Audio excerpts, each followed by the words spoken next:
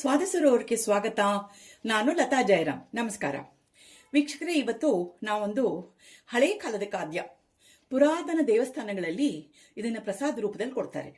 ಏನಿದು ಅಂದ್ರೆ ಇದು ಕರಿ ಮೆಣಸಿನ ಪುಳಿಯೋಗರೆ. ನೀವು ರೆಗ್ಯುಲರ್ ಪುಳಿಯೋಗರೆ ಕೇಳಿರ್ತೀರಾ, ಮಾಡಿರ್ತೀರಾ, ಆದ್ರೆ ಇದು ಕರಿ ಮೆಣಸಿನ ಪುಳಿಯೋಗರೆನೂ ಮಾಡಿದ್ದೀನಿ, ಪಕ್ಕದಲ್ಲಿ ಗೊಜ್ಜು ಮಾಡಿಟ್ಟಿದ್ದೀನಿ. ಈ ಗೊಜ್ಜನ್ನ ನೀವು ಮಾಡಿಬಿಟ್ಟು ಫ್ರಿಜ್ ಒಳಗೆ 3 ತಿಂಗಳವರೆಗೂ ಆರಾಮಾಗಿ ಸ್ಟೋರ್ ಮಾಡಿಟ್ಕೋಬಹುದು. ಹಾಗಾಗಿ ನೀವು ಇದನ್ನ ಲಂಚ್ ಬಾಕ್ಸ್ ರೆಸಿಪಿ ಹಾಗೂ ಯೂಸ್ ಮಾಡ್ಬೋದು. ಮನೆಗೆ ಯಾರು ಗೆಸ್ಟ್ಗಳು ಬಂದ್ರು ಇಮಿಡಿಯೇಟ್ ಆಗಿ ಅನ್ನದ ಜೊತೆ ಕಲಿಸ್ಬಿಟ್ರೆ ನಿಮಗೆ ಕರಿ ಮೆಣಸಿನ ಚಿತ್ರಾನ್ನ ಪುಳಿಯೋಗರೆ ರೆಡಿ ಆಗೋಗುತ್ತೆ. ಸುಲಭವಾಗಿ ಮಾಡ್ಕೋಬಹುದು. ಹೇಗೆ ಮಾಡೋದು ಅಂತ ನಾನು ನಿಮಗೆ ಡೀಟೇಲ್ ಆಗಿ ಎಲ್ಲ ವಿವರಿಸ್ತೀನಿ. ನಾನು ನಿಮಗೆ ಪೂರ್ತಿ ವಿಡಿಯೋ ನೋಡಿ, ಮಧ್ಯದಲ್ಲಿ ಸ್ಕಿಪ್ ಮಾಡಬೇಡಿ. ಮತ್ತೆ ನೀವು ಅದನ್ನ ಮನೆಯಲ್ಲಿ ಟ್ರೈ ಮಾಡಿ ಸುಲಭವಾಗಿ ಮಾಡ್ಕೋಬಹುದು. ನಿಮಗೂ ಖುಷಿ ಆಗುತ್ತೆ ಮಾಡೋದು. ಈಗ ಮಾಡೋಣ. ಕರಿ ಮೆಣಸಿನ ಪುಳಿಯೋಗರೆ ಮಾಡಕ್ಕೆ ನಾನು ಹುಣಸೆ ಹಣ್ಣು ತಗೊಂಡಿದ್ದೀನಿ. ಒಂದು 70 ರಿಂದ 80 ಗ್ರಾಮಸ್ ಹುಣಸೆ ಹಣ್ಣು ಇರ್ಬೋದು. ಒಂದು ದೊಡ್ಡ ನಿಂಬೆಹಣ್ಣು ಗಾತ್ರದ ಸೈಜ್ ಹೊಂದ್ಕೊಳ್ಳಿ.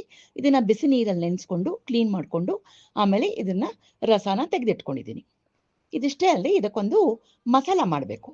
ಮಸಾಲಾಗೆ ಏನ್ ಮಾಡಬೇಕು ಅಂದ್ರೆ, ಎಲ್ಲದಕ್ಕಿಂತ ಮೊದಲು ಮೆಣಸಿನ ಪುಳಿಯೋಗರೆ ಅಲ್ವಾ, ಅದಕ್ಕೋಸ್ಕರ ನಾನು 4 ಟೀ ಸ್ಪೂನ್ ಅಷ್ಟು ಕರಿ ಮೆಣಸು ತಗೊಂಡಿದ್ದೀನಿ.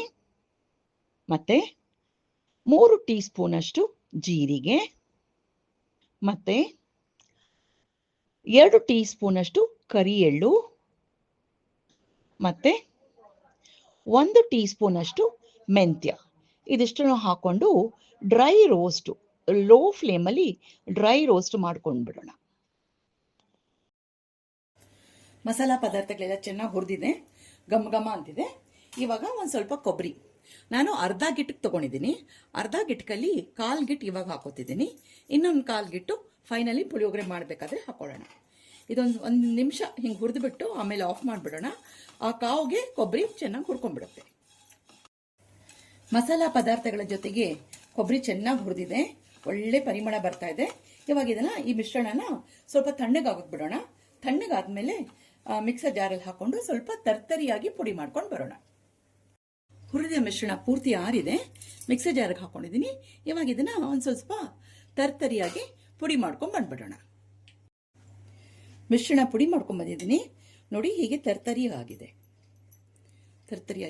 ಇವಾಗ ಇದನ್ನ ಒಂದು ಪಕ್ಕಕ್ಕೆ ಇಟ್ಬಿಟ್ಟು ಈಗ ಮೆಣಸಿನ ಪುಳಿಯೋಗರೆಗೆ ಒಗ್ಗರಣೆ ಹಾಕೊಂಡ್ಬಿಡೋಣ. ಇವಾಗ ಪುಳಿಯೋಗರೆಗೆ ಒಗ್ಗರಣೆ ಮಾಡ್ಕೊಳ್ಳೋಕ್ಕೆ ನಾನು ಒಂದು 3 ಟೇಬಲ್ ಸ್ಪೂನ್ ಅಷ್ಟು ಎಣ್ಣೆ ಹಾಕೊಂಡಿದ್ದೀನಿ. ಈಗ ಒಂದು ಸ್ವಲ್ಪ ಕಡಲೆಕಾಯಿ ಬೀಜ ಹಾಕೊಳ್ಳೋಣ. ಕಡಲೆಕಾಯಿ ಬೀಜ ಚೆನ್ನಾಗಿ ಹುರಿದ್ಮೇಲೆ ಚೂರು ಸಾಸಿವೆ ಹಾಕೊಳ್ಳೋಣ. ಇವಾಗ ಸಾಸಿವೆ ಚಿಟ್ಕುಟ್ಬೇಕು.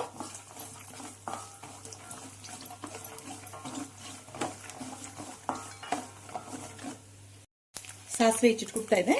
ಇವಾಗ 1 ಟೀ ಸ್ಪೂನ್ ಅಷ್ಟು ಕಡಲೆಬೇಳೆ, 1 ಟೀ ಸ್ಪೂನ್ ಅಷ್ಟು ಉದ್ದಿನಬೇಳೆ, 1 ಟೀ ಸ್ಪೂನ್ ಅಷ್ಟು ಕರಿ ಎಳ್ಳು, ಜೊತೆಗೆ ನಿಮಗೆ ಇಷ್ಟಾನುಸಾರ ಗೋಡಂಬಿನೂ ಹಾಕೋಬಹುದು. ಇದು ಆಪ್ಷನಲ್ಲು, ಬೇಡ ಅಂದ್ರೆ ಬರೀ ಕಡಲೆಕಾಯಿ ಬೀಜ ಒಂದೇ ಇದೆಯಲ್ಲ ಅಷ್ಟೇ ಸಾಕಾಗತ್ತೆ. 1 ಟೀ ಸ್ಪೂನ್ ಅಷ್ಟು ಇಂಗಿನ ಪುಡಿ, ಒಂದು ಅರ್ಧ ಟೀ ಸ್ಪೂನ್ ಅಷ್ಟು ಅರಿಶಿನ ಪುಡಿ, ಒಂದು 5 ಎಸಳು ಕರಿಬೇವು ತೊಳೆದು ಒಣಗಿಸ್ಕೊಂಡು ಇಟ್ಕೊಂಡಿದ್ದೀನಿ. ಮತ್ತೆ ಒಂದು ಸ್ವಲ್ಪ ಕೊಬ್ಬರಿ ಅರ್ಧ ಗಿಟ್ಟಿಗೆ ತಗೊಂಡಿದೆ ಅಂತ ಹೇಳಿದ್ನಲ್ಲ, ಅದರೊಳಗೆ 1/4 ಗಿಟ್ಟು ಕಲ್ ಸೇರಿಸ್ದೆ. ಇವಾಗ 1/4 ಗಿಟ್ಗೂ ಈ ಒಗ್ಗರಣೆಗೆ ಸೇರಿಸ್ಕೊಂಡ್ಬಿಟ್ಟು ಒಂಚೂರು ಹುರಿದಾದ್ಮೇಲೆ ಆಫ್ ಮಾಡಿಬಿಟ್ಟು ಈ ಒಗ್ಗರಣೆನ ಸೆಪ್ರೇಟ್ ಆಗಿ ತೆಗೆದಿಟ್ಕೊಂಡ್ಬಿಡೋಣ. ಕಡೆಯದಾಗಿ ಪುಳಿಯೋಗರೆ ಏನು ಮಾಡ್ತೀವಲ್ಲ ಆವಾಗಿ ಸೇರಿಸ್ಕೊಳ್ಳೋಣ. ಒಗ್ಗರಣೆ ಎಲ್ಲ ಚೆನ್ನಾಗಿ ಹುರಿದಿದೆ. ಇವಾಗ ಈ ಒಗ್ಗರಣೆಲ್ಲ ಸೆಪ್ರೇಟ್ ಆಗಿ ಒಂದು ಬಟ್ಲಿಗೆ ತೆಗೆದಿಟ್ಕೊಂಡ್ಬಿಡೋಣ. ಯಾಕಂದ್ರೆ ಈಗ ಹುಣಸೆ ಹಣ್ಣು ಗೊಜ್ಜು ರೆಡಿ ಮಾಡ್ಕೋಬೇಕು. ಮೊದಲೇ ಹಾಕ್ಬಿಟ್ರೆ ಈ ಒಗ್ಗರಣೆ ಎಲ್ಲ ಮೆತ್ತಗಾಗೋಗುತ್ತೆ. ಅದಕ್ಕೋಸ್ಕರ ಕಡೆಯದಾಗಿ ಪುಳಿಯೋಗರೆ ಮಾಡ್ತೀವಲ್ಲ ಆವಾಗ ಹಾಕಿದ್ರೆ ಕಟಮ್ ಕುಟುಂಬ ಅಂತ ಇರುತ್ತೆ. ಅದಕ್ಕೆ ತೆಗೆದಿಟ್ಕೊಂಡ್ಬಿಡೋಣ. ಇವಾಗ ಅದೇ ಪ್ಯಾನಿಗೆ ಇನ್ನೊಂದು 2 ಟೀ ಸ್ಪೂನ್ ಅಷ್ಟು ಎಣ್ಣೆ ಹಾಕೊಂಡಿದ್ದೀನಿ. ಮತ್ತು ಹುಣಸೆ ಹಣ್ಣಿನ ರಸ ಏನು ತಗೊಂಡಿದೆ ಅಂತ ಹೇಳಿದ್ನಲ್ಲ ಅದನ್ನ ಈ ಜೊತೆಗೆ ಸೇರಿಸ್ಕೊಂಡ್ಬಿಡೋಣ. ಇದು ಚೆನ್ನಾಗಿ ಕುದಿಬೇಕು. ಕುದ್ದಿ ಒಂದು ಸ್ವಲ್ಪ ಗಟ್ಟಿ ಆಗಬೇಕು.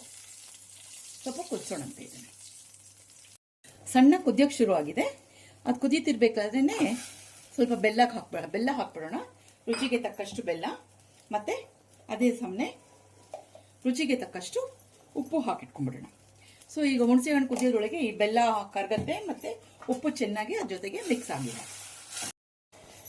ಚೆನ್ನಾಗಿ ಕುದೀತಾ ಇದೆ, ಸ್ವಲ್ಪ ಗಟ್ಟಿನೂ ಆಗಿದೆ. ಇವಾಗ ನಾವೇನ ಪುಡಿ ಮಾಡ್ಕೊಂಡಿದ್ವಲ್ಲ, ಈ ಪುಡಿ ಮಾಡ್ಕೊಂಡಿದ್ದೀನಲ್ಲ, ಇದನ್ನ ಸ್ವಲ್ಪವಾಗಿ ಎಲ್ಲ ಪುಡಿನೂ ಇದಕ್ಕೆ ಸೇರಿಸ್ಬಿಡೋಣ. ಸೇರಿಸ್ಬಿಟ್ಟು ಚೆನ್ನಾಗಿ ಮಿಕ್ಸ್ ಮಾಡೋಣ. ಅವಾಗ ಇನ್ನೂ ಒಂದು ಸ್ವಲ್ಪ ಗಟ್ಟಿ ಆಗುತ್ತೆ. ಪುಡಿ ಎಲ್ಲ ಹಾಕಿದ್ದೀನಿ, ಕುದೀತಾ ಇದೆ. ಈ ಟೈಮಲ್ಲಿ ಒಂದು ಸ್ವಲ್ಪ ಸಿಡಿಯತ್ತೆ. ಹಾಗಾಗಿ ಪುಡಿ ಎಲ್ಲ ಹಾಕಿದ್ಮೇಲೆ ಒಂದು 2 ನಿಮಿಷದಿಂದ 3 ನಿಮಿಷದವರೆಗೂ ಮುಚ್ಚಿಟ್ಬಿಡಿ. ಮಸಾಲ ಪುಡಿ ಜೊತೆಗೆ ಹುಣಸೆ ಹಣ್ಣಿನ ಗೊಜ್ಜು ಚೆನ್ನಾಗಿ ಕುದಿದೆ ನೋಡಿ. ಎಣ್ಣೆ ಎಲ್ಲ ಹೇಗೆ ಹೊರಗಾಗ್ತಾ ಇದೆ. ಈಗೆಲ್ಲ ಆಗಿದೆ ಅಂತ ಲೆಕ್ಕ. ಹಿಂಗೆ ಎಣ್ಣೆ ಎಲ್ಲ ಹೊರಗೆ ಹಾಕಿದ್ರೆ ಇವಾಗ ನಾವೇನು ಒಗ್ಗರಣೆ ಮಾಡಿಟ್ಕೊಂಡಿದ್ದೀವಲ್ಲ, ಆ ಒಗ್ಗರಣೆ ಎಲ್ಲ ಇವಾಗ ಇದಕ್ಕೆ ಸೇರಿಸ್ಬಿಟ್ಟು ಚೆನ್ನಾಗಿ ಮಿಕ್ಸ್ ಮಾಡಿ 1 ನಿಮಿಷ ಮುಚ್ಚಿಟ್ಬಿಟ್ಟು ಆಮೇಲೆ ಅನ್ನ ಜೊತೆ ಕಲ್ಸ್ಕೊಬೋದು. ರೆಡಿ ಆಗಿದೆ. ಇವಾಗ ಕರಿಮೆಣಸಿನ ಪುಳಿಯೋಗರೆ ಗೊಜ್ಜು ರೆಡಿ ಆಗಿದೆ. ಈ ಗೊಜ್ಜು ಸುಮಾರು 1 kg ಅಷ್ಟು ಅನ್ನಕ್ಕೆ ಉಪಯೋಗಿಸ್ಕೋಬಹುದು. ನಾನು ಇವತ್ತು ಬರೀ 3/4 ಪಾವ್ ಅಷ್ಟು ಮಾಡಿದ್ದೀನಿ. ಮನೆಗಷ್ಟು ಜನರಿಗೆ ಆ ಥರ ಆಗಲಿ ಏನೋ ಮಾಡಿದ್ದೀನಿ. ಸೊ ಅದಕ್ಕೆ ಪೂರ್ತಿ ಗೊಜ್ಜು ಬೇಕಾಗೋದಿಲ್ಲ. ಒಂದು ಸ್ವಲ್ಪ ಗೊಜ್ಜು ತಗೊಂಡು ಕಲ್ಸ್ಕೊತೀನಿ. ಕಲ್ಸ್ಕೊಂಡಾದ್ಮೇಲೆ ಉಪ್ಪು ಒಂದ್ಸಲ ಟೇಸ್ಟ್ ಮಾಡಿ ನೋಡಿ. ಉಪ್ಪು ಕಡಿಮೆ ಇದೆ ಅನ್ಸಿದ್ರೆ ಮತ್ತೆ ನೀವು ಉಪ್ಪು ಹಾಕೋಬಹುದು. ಈಗ ಅನ್ನ ಜೊತೆ ಕಲ್ಸ್ಬಿಡೋಣವಾ. ಈಗ 3/4 ಪಾವ್ ಅನ್ನನ ಪೂರ್ತಿ ತಣ್ಣಗೆ ಮಾಡಿಟ್ಕೊಂಡಿದ್ದೀನಿ ನಾನು. ಆರಿದೆ, ಉದುದ್ರಾಗಿ ಮಾಡ್ಕೋಬೇಕು ಅನ್ನನ. ಇವಾಗ ಒಂದು ಸ್ವಲ್ಪ ಗೊಜ್ಜು ಹಾಕಿ ಕಲ್ಸೋಣ ಅಂತೆ. ವೀಕ್ಷಕರೇ, ನಮ್ಮ ಕರಿಮೆಣಸಿನ ಪುಳಿಯೋಗರೆ ರೆಡಿ ಆಗಿದೆ. ಇದು ಪುರಾತನ ದೇವಸ್ಥಾನಗಳಲ್ಲಿ ಈಗಲೂ ಪ್ರಸಾದ ರೂಪದಲ್ಲಿ ಕೊಡ್ತಾರೆ. ತಮಿಳುನಾಡು ಸೈಡ್ ಹೋದ್ರಂತೂ ಇಲ್ಲಿ ಬಹಳ ಇದೇ ಪ್ರಸಾದ ವಿನಿಯೋಗ ಜಾಸ್ತಿ ಆಗುತ್ತೆ. ಮಾಡ್ಕೊಳ್ಳೋದು ಸುಲಭ. ನೀವು ರೆಗ್ಯುಲರ್ ಪುಳಿಯೋಗರೆ ಮಾಡಿರ್ತೀರಾ, ಇದೊಂಥರ ಬೇರೆ ಟೇಸ್ಟ್ ಇರುತ್ತೆ, ಮೆಣಸಿನ ಟೇಸ್ಟ್ ಇರುತ್ತೆ. ಸೊ ಇದನ್ನು ನೀವು ಖಂಡಿತ ಟ್ರೈ ಮಾಡಿ ಮಾಡ್ಕೊಳ್ಳೋದು ಸುಲಭ. ಲಂಚ್ ಬಾಕ್ಸ್ಗೂ ಒಂದು ಒಳ್ಳೆ ರೆಸಿಪಿ ಆಗುತ್ತೆ. ಇದು ಹಳೆ ಕಾಲದ ಖಾದ್ಯ. ಇದು ಬಹಳ ಜನ ಮರೆತು ಬಿಟ್ಟಿದ್ದಾರೆ. ದೇವಸ್ಥಾನಗಳಲ್ಲಂತೂ ಹೋದ್ರೆ ತಿಂದ್ರೆ ನಿಮ್ಗೆ ಅವಾಗ ನೆನಪಡುತ್ತೆ. ಈಗ ಮನೇಲಿ ಮಾಡಿಕೊಂಡು ದೇವಸ್ಥಾನದ ಪ್ರಸಾದ ಅಂದ್ಕೊಂಡು ಮನೇಲೆ ಸ್ವೀಕರಿಸಿ ನಾವು ಇದನ್ನ ಇವಾಗ ದೇವರಿಗೆ ನೈವೇದ್ಯ ಮಾಡಿಬಿಟ್ಟು ನಾವು ಇದನ್ನ ಪ್ರಸಾದ ರೂಪದಲ್ಲಿ ಸ್ವೀಕರಿಸ್ತೀವಿ. ನೀವು ಮನೇಲಿ ಮಾಡಿ ಹೇಗ್ ಬಂತು ಅಂತ ನಮಗೆ ತಿಳಿಸಿ. ವೀಕ್ಷಕರೇ, ದೇವರಿಗೆ ನೈವೇದ್ಯ ಮಾಡಿದ್ದೆ. ನೈವೇದ್ಯ ಮಾಡಿ ಸ್ವಲ್ಪ ತಿಂದು ನೋಡಿದೆ. ನಾ ಹೇಳ್ದಂಗೆ ಒಂದು ಸ್ವಲ್ಪ ಉಪ್ಪು ಕಡಿಮೆ ಆಗಿತ್ತು. ಉಪ್ಪು ಸೇರಿಸ್ಕೊಂಡೆ. ಸ್ವಲ್ಪ ಉಪ್ಪು, ಹುಳಿ, ಖಾರ ಸ್ಟ್ರಾಂಗ್ ಜಾಸ್ತಿ ಬೇಕು ಅಂತ ಹೇಳಿದ್ರೆ ಇನ್ನು ಸ್ವಲ್ಪ ಗೊಜ್ಜು ಸೇರಿಸ್ಕೋಬಹುದು. ಗೊಜ್ಜು ಹಾಕಿ ಕಲಿಸ್ಬೇಕಾದ್ರೆ ದಯವಿಟ್ಟು ಶುರುನಲ್ಲಿ ಒಂದೆರಡು ಸಲ ಸ್ಪೂನಲ್ಲಿ ಕಲ್ಸ್ಕೊಂಡ್ಬಿಟ್ಟು ಆಮೇಲೆ ದಯವಿಟ್ಟು ದೇವರು ಕೊಟ್ಟ ಕೈಯಲ್ಲೇ ಕಲ್ಸಿದ್ರೇನೆ ಅದು ಚೆನ್ನಾಗಿ ಮಿಕ್ಸ್ ಆಗುತ್ತೆ. ಸುಲಭವಾಗಿ ಮಾಡ್ಕೋಬಹುದು. ಖಂಡಿತ ನಿಮ್ಮೆಲ್ರಿಗೂ ಇಷ್ಟ ಆಗುತ್ತೆ ಅನ್ನೋದು ಒಂದು ಗ್ಯಾರಂಟಿ ಕೊಡ್ತೀನಿ. ಸೊ ನಮ್ಮ ಮಾಡಿರೋ ಅಡಿಗೆ ಇವತ್ತು ಇಷ್ಟ ಆಯ್ತಂದ್ರೆ ದಯವಿಟ್ಟು ಲೈಕ್, ಶೇರು, ಸಬ್ಸ್ಕ್ರೈಬ್ ಮಾಡಿ ನಮಗೆ ಸಪೋರ್ಟ್ ಮಾಡಿ. ಇಷ್ಟು ಹೇಳಿ ಈ ವಿಡಿಯೋ ಮುಗಿಸೋಣ. ಮುಂದಿನ ವಿಡಿಯೋ ಸಿಗೋಣ. ಅಷ್ಟವರೆಗೂ ನಮಸ್ಕಾರಗಳು.